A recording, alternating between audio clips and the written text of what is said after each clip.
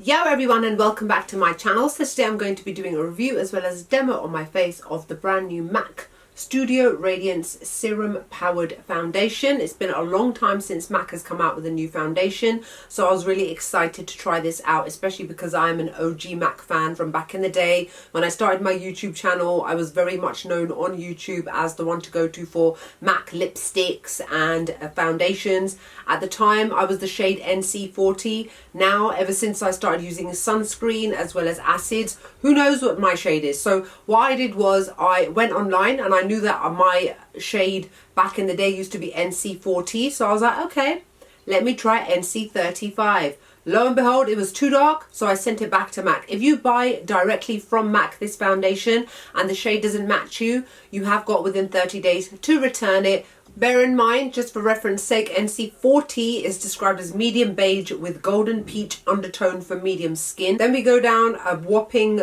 4 shades to NC35, light to medium beige with peachy golden undertone for medium skin.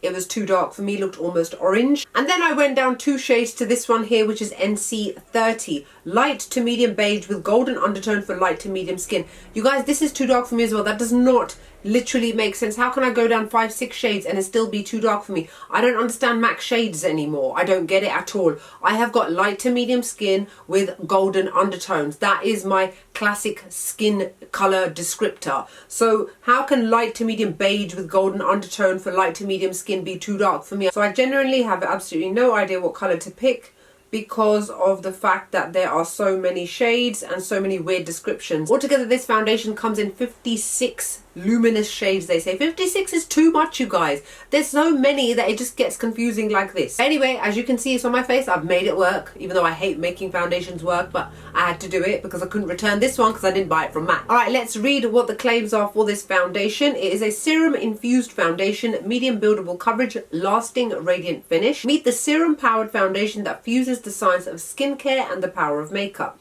With medium buildable coverage in 56 luminous shades, it smooths skin's texture and evens out skin tone. This advanced new Skin First formula is powered by 80% skincare ingredients for 100% of the glow, featuring vitamin E, jojoba oil, and 10% hyaluronic acid solution for plump, hydrated skin with all-day radiance. Studio Radiance Serum Powered Foundation delivers 209%, very specific, instant hydration for plumper, smoother, more radiant-looking skin. Discover 24-hour hydration in a lightweight formula that's customized for every skin tone and undertone. Well, don't know about that. It's dermatologist tested too and perfect for all skin types.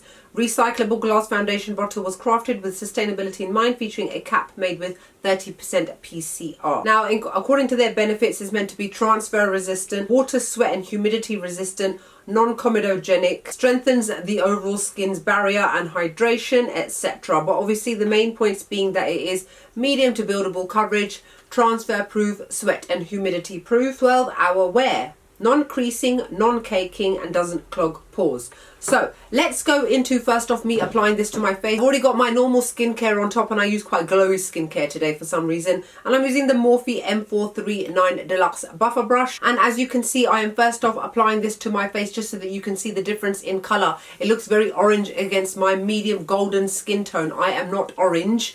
However, I have still managed to apply a decent amount. As you can see, yes, it does apply very much like a serum. It contains gorgeous ingredients in here, which literally makes it glide across the face like you're not using an actual foundation, but rather you're using skincare. It blends very, very quickly and very, very easily and seamlessly into the skin. There's no dragging or snagging or anything like that. There's no bunching up of the product. There's no cakiness. There's no clogging up. There's no drying down of the product while you're still applying it, meaning that you can continuously blend it in and add more product in. Now you guys can see that one side of my face is covered just with one light-ish layer, just so that you guys can see what the medium coverage capability of this foundation is. Now you can see one side of my face compared to the other side. One side is relatively satin finish kind of looking, whereas the side with the foundation is a lot more glowy and dewy looking. The other side of my face, so that you can see that everything is now being covered, it's being evened out. It covers blemishes and marks and evens out the skin. It evens out the complexion as well. Now I can still see elements of redness underneath that I've got on my skin. I can see elements of scars that I've got that are still healing. So obviously it doesn't cover everything completely, but however it diffuses it and evens it out to the point where it's not really even that noticeable, especially if you're going to apply other products on top afterwards.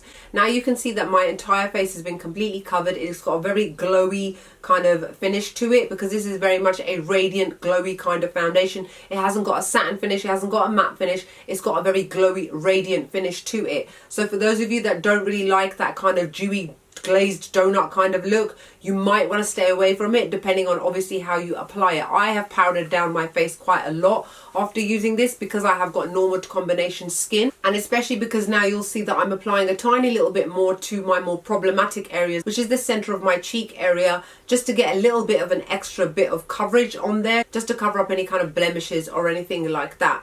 Once it's all done, you can very much see that my skin is shining, it is glowing, it's got the product on top. The product does not dry down. This does need to be set. Now it's completely up to you whether or not you want to set it or not. If you don't set it, it will start to move around throughout the day. It will also make any kind of powders that you apply on top afterwards quite difficult. So you'll only really be able to stick to kind of like cream contour, cream blush and cream highlighters. Because if you don't set the powder and then you try to apply powder products on top like a blusher or a contour, you will find that it drags across the face. Afterwards you can obviously see this is how my face looks. Now the colour looks very, very different, and that's because I have applied Charlotte Tilbury's Airbrush Brightening Flawless Finish Complexion Perfecting Eye, Face and Micro Powder. What a long unnecessary name. It's in the shade Fair Medium, which is basically white. So I've actually used this to manipulate the shade on my face. I've just about managed to get away with it. If I lift up my neck, you can probably still see this little bit of orangeness down there, but it's not enough to be noticeable really to anyone other than myself. So what's also happened as a result of this is because this is almost a matte kind of powder, it has mattified my face. However, it still has got a slight amount of tackiness to it from the foundation. Now what does happen throughout the day is that the foundation does start to break down and go through the powder. But I found that my powders, personally, the ones that I use, which is the Charlotte Tilbury ones, they managed to hold the shine back quite well. I only really noticed any kind of breaking down of the product around the sides of my nose and a little bit on my chin after about 13-14 hours, and this one claims to have 12-hour wear. So in terms of what their claims are, I have to agree with that. In terms of it being transfer resistant, I would agree that it is. I agree that it is non-creasing, non-caking, doesn't clog pores. I haven't had any kind of breakouts or anything like that. A radiant glowing finish, that's exactly what it does give. So even though I have powdered down my face, the glow still manages to kind of shine through slightly without overemphasizing any texture on my face because I've got textured skin, and it manages to cover everything really, really nicely. Give me that kind of summery kind of glow to the skin as if I've been on holiday, which I haven't been. So going back to what they've said, it smooths out the skin's texture. I would say that it does, especially as somebody who's got textured skin, so I can definitely say that I can see the difference. So that's a yes. Evens out skin tone, yes, it definitely does. In terms of all the skincare ingredients, I can't really say until it's been a good couple of months, so we'll just go by, okay, they say so, so we'll agree with it. Instant hydration for plumper, smoother, more radiant looking skin, yeah, I would say that it definitely does. It definitely adds to my skincare already there and makes my skin look really plump and healthy. Water, sweat and humidity resistant, I would say yes. Transfer resistant, I would say yes as well.